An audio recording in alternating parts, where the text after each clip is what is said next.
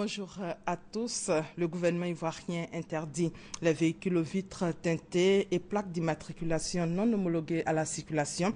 Les contrevenants sont passibles de sanctions. C'est là l'une des décisions du Conseil des ministres qui s'est tenue hier. La synthèse de cette réunion avec Jérôme Kofi Aboulé.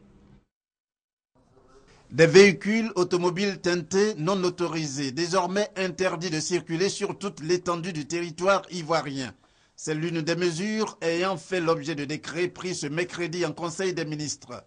Mesures s'inscrivant dans le cadre de la politique de sécurité avec pour objectif de faire face à la criminalité. Ce décret, il faut le savoir, s'inscrit dans la dynamique des actions engagées par le gouvernement en vue de faire baisser la criminalité dans notre pays. Cette mesure vise à consolider l'indice de sécurité qui, à la faveur donc, des actions fortes du gouvernement, a baissé, il faut le rappeler, de 3 points, qui est passé donc de 4 à 1. Le Conseil a par ailleurs décidé de la mise en œuvre du programme Électricité pour tous. Il s'agit en fait de raccorder plus de 200 000 ménages chaque année d'ici à 2020. Ce programme traduit la volonté du gouvernement de fournir une électricité importante, abondante, stable et à moindre coût à toute la population ivoirienne. C'est donc pour cela que ce programme vise à doubler d'ici à 2020 le nombre de ménages qui doivent être raccordés au système électrique national, qui donc va le faire passer de 1,2 million actuellement à 2,4 millions. C'est-à-dire concrètement raccorder 200 000 ménages par an, et ce de 2014 à 2020. Aussi, le Conseil s'est-il félicité de la campagne 2013-2014 de commercialisation du coton ouverte fin novembre 2013. Campagne satisfaisante avec une plus-value d'environ 15% aux producteurs par rapport à la précédente. Résultat qui place la Côte d'Ivoire au 3e rang des pays producteurs de coton en Afrique.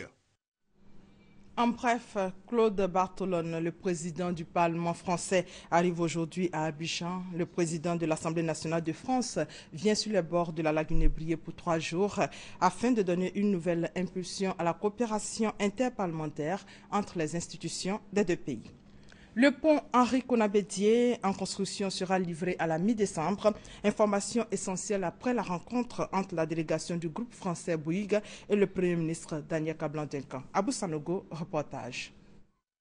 Le pont Henri Konan-Bédié sera inauguré à la mi-décembre 2014. Le délai de livraison sera respecté. C'est l'information qu'est venu porter le directeur délégué de Bouygues Construction au Premier ministre Daniel Kablan-Duncan au cours de cette audience. Je suis venu à Abidjan pour rendre compte à Monsieur le Premier ministre et Monsieur le ministre Patrick Hachi de l'avancée du chantier du pont d'Abidjan, du nouveau pont d'Abidjan.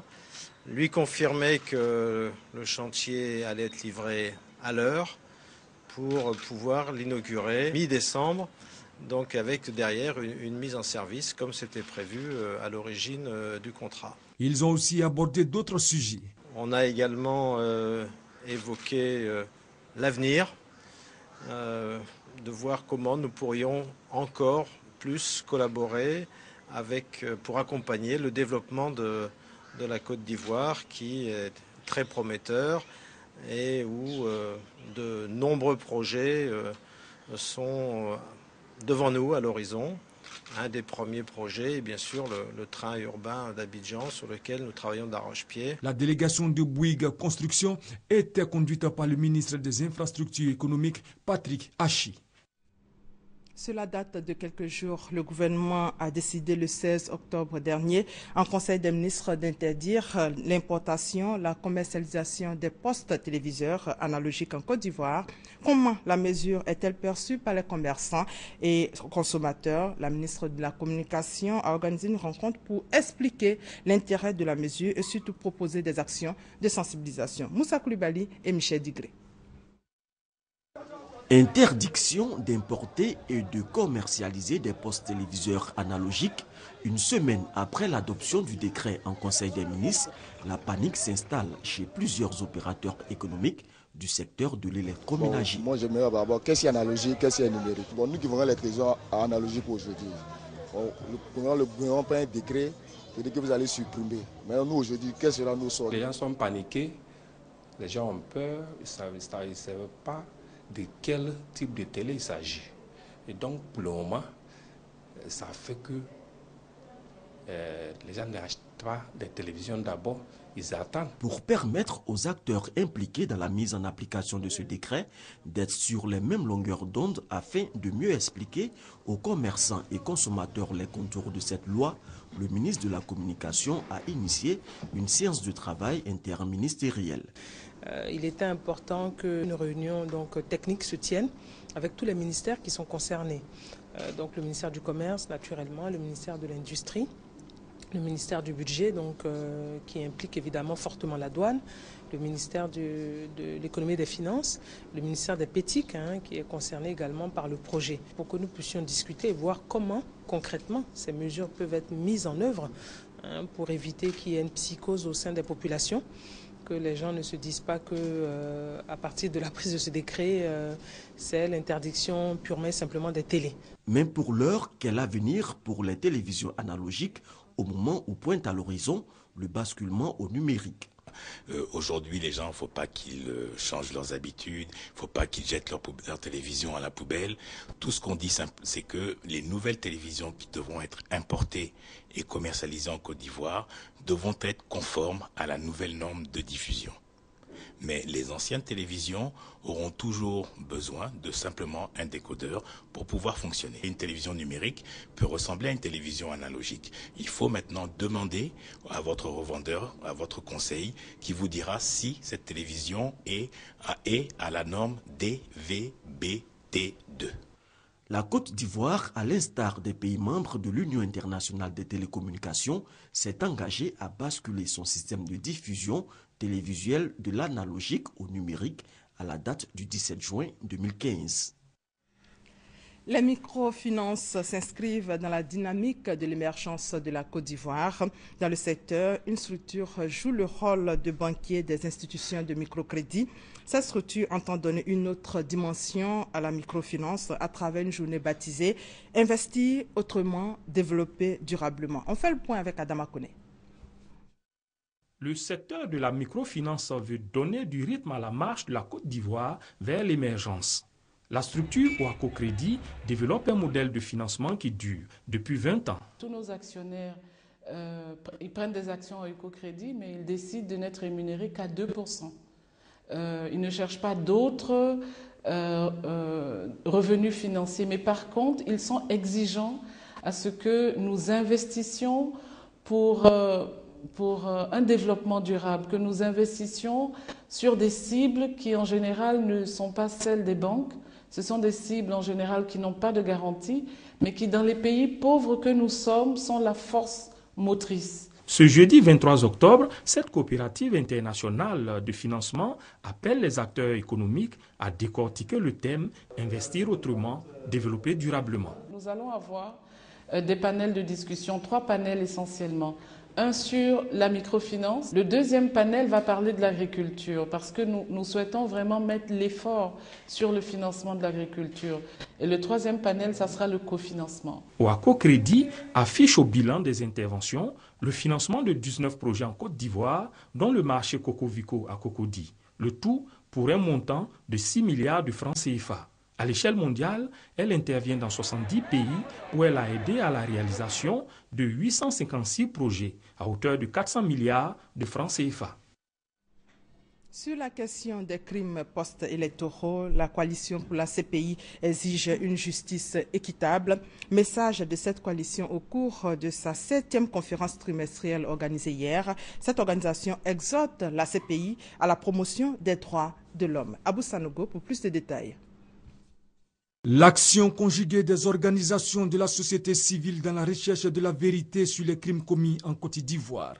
C'est le thème de la 7e conférence trimestrielle de la coalition ivoirienne pour la Cour pénale internationale CICPI, dont l'objectif est de contribuer à l'instauration d'un état de droit en Côte d'Ivoire. Les échanges ont porté sur la protection des populations, la situation des victimes de graves violations des droits humains et l'engagement des organisations de la société civile dans la lutte contre l'impunité. Nous disons donc qu'il faut penser aux victimes et les mettre au centre de tout débat. La CPI a été créée pour défendre les victimes. Les Africains doivent l'aider à atteindre ce noble objectif en coopérant avec elle ou en faisant en sorte de s'approprier les compétences qui sont de son recours à travers l'adaptation de leurs textes pour les rendre conformes au statut de Rome. Pour la protection des droits humains, l'Union africaine a réitéré son engagement à lutter contre l'impunité. Les victimes ont des droits et l'Union africaine le reconnaît très clairement. C'est pourquoi elle se place aux côtés des victimes pour que d'une part, les acteurs des crimes répondent de leurs actes et soient condamnés, et de l'autre, que justice soit rendue aux victimes. 3 conférences portant sur les droits des victimes dans le contexte de la création de la Chambre criminelle de l'Union africaine, la recherche de la vérité dans les crimes commis entre 2002 et 2013 et l'engagement des organisations de la société civile contre l'impunité dans un contexte de réconciliation nationale ont meublé cette rencontre. Lutte contre les marées noires. La Côte d'Ivoire se dote d'un cadre réglementaire pour l'utilisation des produits qui accélèrent la dispersion naturelle du pétrole. Un atelier a été organisé récemment à cet effet par le ministère de l'Environnement, de la Salubrité et du Développement durable. On fait le point avec F. Boué et Franck Wadio. Les dispersants accélérateurs de la dégradation des hydrocarbures jouent un rôle prédominant dans les premières heures de déversement de produits pétroliers. Cette stratégie de lutte contre les pollutions dans les eaux doit obéir à des règles. Un atelier est alors initié par les autorités ivoiriennes. L'usage des dispersants, produits chimiques, fait partie des différentes stratégies d'intervention en cas de déversement d'hydrocarbures. Mais son utilisation doit obéir à un certain nombre de règles pour être efficace, à savoir les caractéristiques du produit déversé, les conditions météo-océaniques, les temps d'épandage. Également, compte tenu de ses effets toxiques sur la biodiversité, son utilisation doit être encadrée par des tests réglementaires. Pour mieux renforcer les capacités locales, l'apport du Centre de documentation, de recherche et d'expérimentation sur les pollutions accidentelles des eaux, CEDRE, organisme français. Alors, les pollutions elles-mêmes, s'il en arrive, vous devez avoir les outils qu'il faut pour y répondre. Donc la dispersion en est un. C'est un de ces outils. Mais par contre, il s'agit de réglementer ça, c'est-à-dire de définir dans quelles conditions il est approprié de disperser, dans quelles conditions il n'est pas approprié de disperser. Cet atelier a réuni les membres du comité interministériel de lutte du plan Polumar, plan d'urgence de lutte contre les pollutions accidentelles en mer, lagunes et dans les zones côtières. Les cascades de Mans revisitées par le ministère du Tourisme qui depuis quelques jours est sur les différents sites touristiques de la Côte d'Ivoire. Une tournée pour transformer des lieux en pôles touristiques et rechercher le patrimoine culturel de la Côte d'Ivoire. Le voyage dans le Haut-Sassandra et le Ourodougou a permis au ministère du Tourisme de découvrir également les singes sacrés de la mosquée historique et c'est au nord. Patricia Omouetia. Gbeti Tapea, situé à 11 km de Daloa. Ici se trouvent des singes sacrés. Ils cohabitent avec les villageois depuis la création du village. Gbeti Tapea est un site touristique à transformer avec la création d'un musée et d'un centre artisanal. Séguéla, mosquée historique et forêt hantée de Siana, endroit sacré, symbole de l'interdiction de l'excision à Siana. À Mans, nous sommes accueillis par la cascade naturelle de Mans, dans le village de Zadepleu. Ce site naturel conserve son attrait. Ce beau cadre de la nature contraste avec le bruit de la chute d'eau. Mont regorge d'énormes potentialités et ambitionne de retrouver sa place de meilleur pôle touristique, indiquent les acteurs de la ville qui ont à cet effet présenté leurs doléances au ministre. Ce que nous voulons, c'est que le ministre visite vraiment les hôtels sinistrés et que, à la suite, le gouvernement nous a loué un fonds. Pour Roger Kakou, le projet est déjà adopté.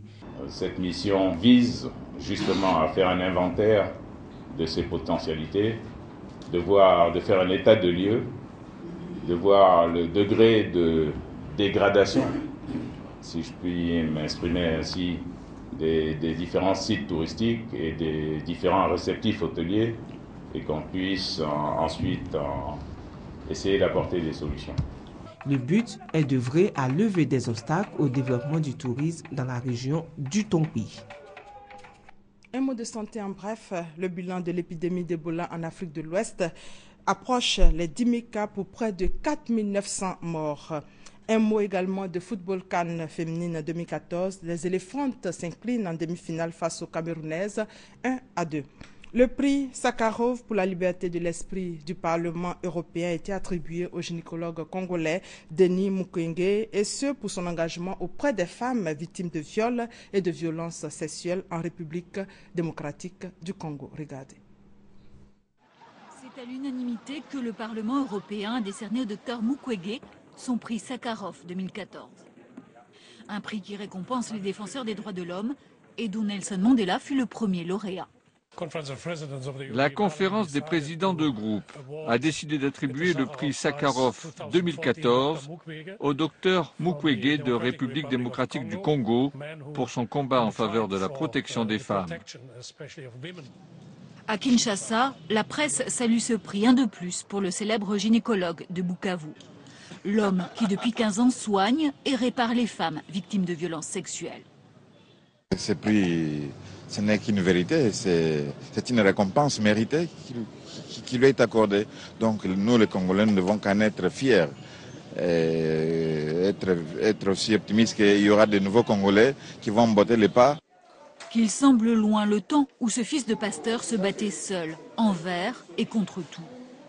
Dans sa clinique de Bukavu, il a vu arriver plus de 40 000 femmes, mères, adolescentes, gamines, agressées et atrocement mutilées. Première victime des groupes armés qui pullulent dans le Kivu.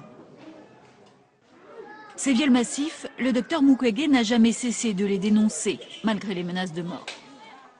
Aujourd'hui, son combat est salué dans le monde entier. C'est quelqu'un qui a eu une attention particulière au moment très difficile où les femmes en RDC étaient violées dans les conflits armés. C'est vraiment un couronnement du travail qu'il a fait dans sa vie. Le prix Sakharov sera remis solennellement au Dr Mukwege le 26 novembre prochain à Strasbourg, en France. Et c'est la fin de ce 6h30 réalisé par Judith Assoumon. Ne décrochez pas, Matin Bonheur se poursuit avec Christelle. Merci de votre fidélité.